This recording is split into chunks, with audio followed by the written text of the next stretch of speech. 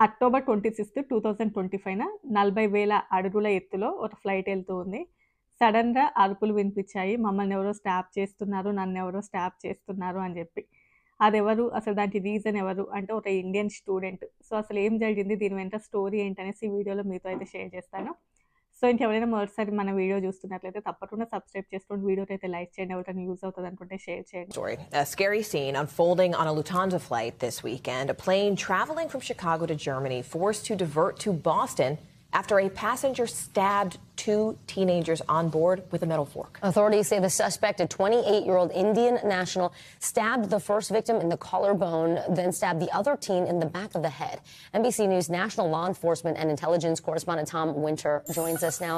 Tom, the first victim asleep when I guess the suspect, when he woke up and the suspect was standing over him. What more do you know about how this unfolded? What preceded the stabbings? Yeah, can you imagine being a 17-year-old boy sitting in your seat asleep and all of a sudden somebody's standing over you with one of those forks and then proceeds to jab at you, and then the person sitting next to you in the back of the head, also a 17-year-old boy. The person arrested has been identified as Praneeth Jumar Yusura-Pali, age 28, an Indian national, according to authorities, and he's being charged with one count of assault with a dangerous weapon with intent to do bodily harm. When that happens on a plane and it happens within the U.S.'s airspace, then that becomes obviously a federal crime. If convicted, he faces up to 10 years in jail. But the scene that is described in the charging documents and the information I've just read to you from a press release indicates that this incident occurs with the fork, but then there is also... so ఇంకా టాపిక్‌లోకి వెళ్ళినట్లయితే అతని యొక్క పేరు ప్రణీత్ కుమార్.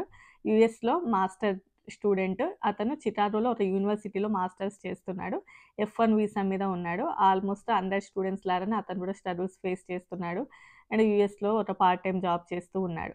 ఆ తర్వాత ఇతను యూఎస్‌లో చికాగో నుండి జర్మనీ వెళ్తున్నాడు. యూఎస్‌లో చికాగో ఎయిర్‌పోర్ట్ నుండి లుఫ్తాన్సా ఫ్లైట్‌లో జర్మనీలోని ఫ్రాంక్‌ఫర్ట్‌కి వెళ్తూ ఉన్నాడు. సో, అతను ఆల్మోస్ట్ అందరిలాగానే నార్మల్‌గా చెకప్‌కి కొంచెం ముందే వచ్చాడు. అంటే ఆల్మోస్ట్ అందరిలాగానే 1 అవర్ ముందొచ్చాడు. మొత్తం సెక్యూరిటీ చెక్స్ అన్నీ కూడా బానే చేశాడు. ఆ తర్వాత అందరిలాగానే ఫ్లైట్ ఎక్కి అతని సీట్‌లో అయితే కూర్చున్నాడు. కొద్దిసేపటి తర్వాత ఆల్మోస్ట్ మనకి ఫ్లైట్ లోపల ఫుడ్ అవన్నీ సర్వ్ చేస్తుంటారు కదా! ఆల్మోస్ట్ ఫుడ్ సర్వ్ చేశారు, తిన్నారు.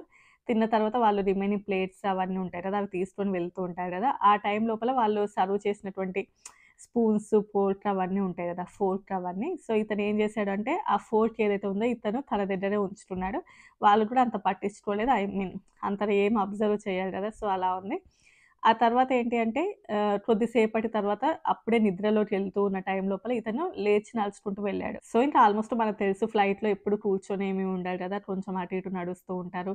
వాష్‌రూమ్‌కి అలా వెళ్తూ ఉంటారు. సో, ఇతను కూడా అతని యొక్క ప్లేస్ నుంచి లేచి వెళ్ళి ఒక చోట ఆగి 17 ఇయర్స్ ఒక అబ్బాయి మీద అదే ఆ ఫోర్క్ తీసుకొని తల మీద స్టాబ్ చేయడం స్టార్ట్ చేశాడు. పాపం అతను ఆ అబ్బాయి అప్పుడే నిద్రలోకి వెళ్ళడం స్టార్ట్ అయిందంట.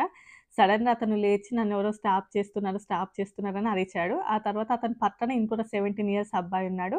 అతను ఆపాలని చూసినప్పుడు అతని మీద కూడా ఇతనైతే అటాక్ చేశాడు. ఆ తర్వాత బ్యాక్‌లో ఇంకొక వుమెన్ కూర్చొని ఉందంట. ఆవిడ కూడా అరవడంతోటి ఆవిడ మీద కూడా అటాక్ చేశాడంట. సో, అక్కడ ఉన్నటువంటి సిబ్బంది ఎవరైతే ఉంటారో వాళ్ళు వచ్చేసి ఇతన్ని ఆపాలని చూస్తే వాళ్ళ మీద కూడా ఇతను ఎగైనెస్ట్‌గా చేస్తున్నాడు. అక్కడ ఆల్రెడీ వాళ్ళ యొక్క సిబ్బందిలో కొంతమందికి ఆల్రెడీ ఎక్స్‌పీరియన్స్ ఉంటాయి కదా! అంటే వాళ్ళ క్రూకి ఆల్రెడీ నేర్పించుంటారు కదా! అంటే ఐ మీన్ ఎవరైనా ఫ్లైట్‌లో ఇలా బిహేవ్ చేస్తుంటే వాళ్ళని ఎలా హ్యాండిల్ చేయాలి అని చెప్పేసి. సో, అందులోపల ఒకతను వచ్చి అతనైతే హ్యాండిల్ చేసి అయితే ఉంచాడంట. సో, ఇంకా వాళ్ళు ఆ ఫ్లైట్ నడిపే అతనికి ఆ కెప్టెన్‌కి లేదు ఇది కొంచెం ఎమర్జెన్సీ లాగా ఉంది. సో, దీన్ని ఇక్కడే ల్యాండ్ చేయాలి అని చెప్పి అది జర్మనీ ఎళ్ళేటటువంటి ఫ్లైట్ యూఎస్‌లోనే ల్యాండ్ అయింది. వేరే చోట బోస్టన్ అక్కడ ఆ ఎయిర్‌పోర్ట్‌లో అయితే ల్యాండ్ అయింది. అంతకంటే ముందంటే వీళ్ళు ల్యాండ్ చేయాలి అక్కడ అని అనుకున్నప్పుడే ఎఫ్‌బీఐ వాళ్ళకి అండ్ వాళ్ళకైతే కాల్ చేశారు. ఇక్కడ యూఎస్ లోపల ఉన్నటువంటి పోలీస్ వాళ్ళకి అక్కడ సరౌండింగ్ పోలీస్ వాళ్ళకైతే కాల్ చేశారు. సో, ఇంకా ఇది యూఎస్‌లో అయితే క్రిమినల్ కేస్ కింద రికార్డ్ అవుతది. అండ్ వీళ్ళైతే ఐ మీన్ ఆ పోలీస్ వాళ్ళ, ఎఫ్‌బీఐ వాళ్ళైతే ఇతన్ని తీసుకొని వెళ్లారు. అంటే ఆ 17 ఇయర్స్ వాళ్ళని మాత్రం అక్కడ లోకల్‌లో ఉన్నటువంటి హాస్పిటల్‌కైతే తీసుకొని వెళ్లారంట.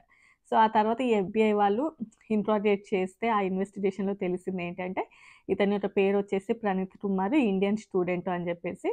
అండ్ ఇతని యొక్క వీసా స్టేటస్ ఆల్రెడీ అయిపోయింది. అంటే లీగల్ స్టేటస్ లేదు యూఎస్ఏలో. ఆల్రెడీ ఇతని యొక్క వీసా కూడా ఎక్స్‌పైరీ అయిపోయింది. అంటే ఇంకా యూఎస్ లోపల ఇల్లీగల్‌గా ఉంటున్నట్లు. అంటే ఆల్మోస్ట్ అతను స్టూడెంట్ అయినా కూడా అతని యొక్క వీసా అన్నీ ఎక్స్‌పైర్ అయిపోయాయంటే ఇల్లీగల్‌గా ఉంటున్నట్లే. సో ఇల్లీగల్గా ఉంటున్నాడు. కొద్ది రోజుల నుంచి తనకి మతి స్థిమితం సరిగ్గా ఉండట్లేదు అన్నట్లుగా. అంటే ఐ మీన్ ఏదో బుక్స్ అవన్నీ దొరికాయంట. అందులోపల దేవుడు నన్ను రమ్మన్నాడు అలా ఇలా ఏదో రాస్తున్నాడంట. అంటే సమ్ సైకలాజికల్ ఇష్యూస్ అయితే ఎదురయ్యాయని చెప్పి. సో దానిని బేస్ చేసుకొని అసలు ఎందుకు ఇతను ఆ పిల్లల మీదనే అటాక్ చేశాడు ఎందుకు అనేది అయితే దాని గురించి ఏమి కూడా తెలీదు. సో ఇంకా యూఎస్ఏలో అప్పటిలాగైతే స్టూడెంట్స్ అన్ని అనుకున్నట్లుగా అయితే జరగట్లేవు కదా. అంటే ఐ మీన్ బయట వచ్చేయాలంటే భయపడుతున్నారు, బయటకు వెళ్ళి ఏదైనా చేయాలన్నా భయపడుతున్నారు. మేబీ ఏమైనా లోన్స్ ఉన్నాయేమో ఇండియాలో, లేకపోతే ఇక్కడ ఎట్లా సర్వే అవ్వాలి అని ఏం ఇష్యూస్ ఉన్నాయో మనకైతే దాని నుంచి అయితే తెలియదు. కానీ సో మొత్తానికైతే అతను ఏదో సైకలాజికల్ ఇష్యూస్ తోటైతే బాధపడుతున్నట్టుగా తెలిసింది. సో ఇంకా స్టూడెంట్స్ కానివ్వండి ఎవరైనా కూడా యూఎస్ లోపల వాళ్ళ యొక్క వీసా స్టేటస్ అయిపోయిందంటే తప్పకుండా మనం ఇండియాకి వెళ్ళాల్సిందే. ఇండియాకి వెళ్ళినా కూడా చాలా ఆపర్చునిటీస్ అయితే ఉంటాయి కదా. సరే ఇక్కడ ఉంటే లక్కీయే, మనకి అన్నీ కలిసి వస్తే బాగానే ఉంటుంది. వన్స్ ఇక్కడ కలిసి రాకపోతే ఇండియాకైనా వెళ్ళొచ్చు. ఈవెన్ ఏదైనా ప్రాబ్లమ్స్ ఉన్నా కూడా పక్కన ఫ్రెండ్స్తో వాళ్ళతో వీళ్ళతో షేర్ చేసుకుంటే కొంచెం బెటరు.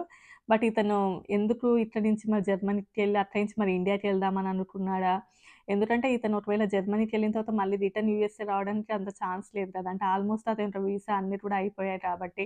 సో అయిపోయినాయి కాబట్టి జర్మనీ వెళ్దామని అనుకున్నాడా, లేకపోతే అక్కడికి ఏమైనా వెకేషన్కి వెళ్తున్నాడా, అదంతా కూడా ఏది కూడా క్లారిటీ లేదు. బట్ యూఎస్ఏలో చికాగో నుండి అయితే జర్మనీకి అయితే వెళ్తున్నాడు. సో అంతవరకు అయితే తెలుసు. సో ఇంకా ఇతనికైతే యూఎస్ఏలో క్రిమినల్ కేసు కింద రిటార్డ్ అయింది. ఆల్మోస్ట్ ఒక 10 years వరకు జైలు శిక్ష పడి కొంచెం గట్టి పెనాల్టీయే పడుతుంది. ఆ తర్వాత డిపోర్ట్ చేస్తారని అంటున్నారు. వన్స్ ఇంకా అది ఓకే అయిందా లేదా కేసు అదంతా కూడా తెలీదు. బట్ ఇది ఆల్మోస్ట్ కూడా ఒక 1 week నుంచి బాగా సర్క్యులేట్ అవుతుంది ఆల్మోస్ట్ అమెరికన్ న్యూస్లలో. సో అమెరికన్స్ ఎవరైతే ఉంటారో వాళ్ళ యొక్క ఒపీనియన్స్ కామెంట్స్లలో చెప్తారు కదా ఆ న్యూస్ కింద.